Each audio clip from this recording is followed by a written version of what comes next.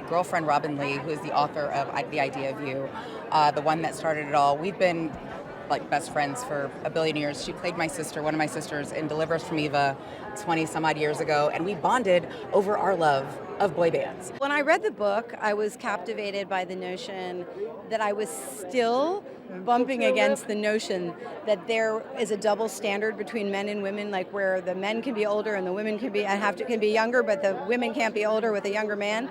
And I thought, we've really got to do this again and again and again until this stops being such a social problem. I also am a single mom in Silver Lake and 40-ish, so seeing a woman that had such a full life get to have this very wish fulfillment story was something that felt really undeniable for me. When you sit down, you're writing alone in your home or Starbucks or whatever, and it's just you and your laptop, and you're imagining these characters and this story and this location and this like intense love, and you don't ever imagine it's going to be something like this. Like it's kind of incredible to see these actors give voice to these characters, and it's surreal. I'm just fascinated by these characters.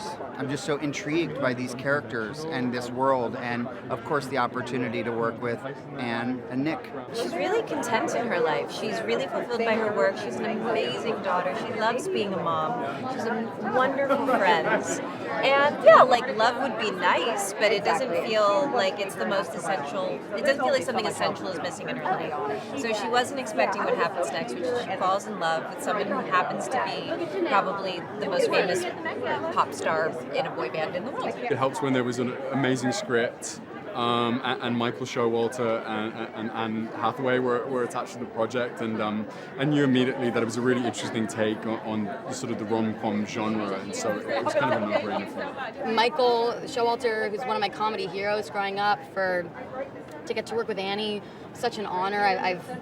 Me and everybody else loved her work forever, and I respect her so much as a person and an actor, so I think it was just like for them to let me do it was a real dream.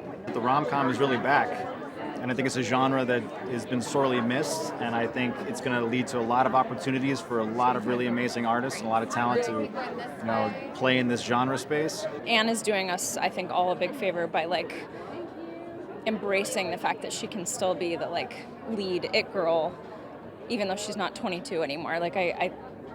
I'm very thankful for that, even for me in my own career. So I think a lot of women are going to appreciate, she's just so beautiful, and it's just so classy, and she gets the guy and he's obsessed with her, and it's I don't know, it makes you feel good. It makes, especially women. Anne is just a masterclass in acting, and I knew that watching her and being around her would really help me as an actor and learn how to really learn from someone like her. And also the movie itself is about just love, and I thought that was really, really cool. And going to Coachella, she takes me to Coachella in the movie. My favorite memory on set would definitely have to be the Coachella scene. It was super fun. They built a whole set, and yeah, it was just insane. The love story was really beautiful, and Hayes Campbell's journey in the movie was something that I've been close to in my career a few times, so there was a lot of inspiration there, and it took about 4 or 5 months to come up with the songs. I was stuck in a room listening to it all the time, so it was kind of like my own score in life for a few months, and yeah, the music is amazing. I think the fans are loving it as well, which is awesome, and now they get to see some performances with it.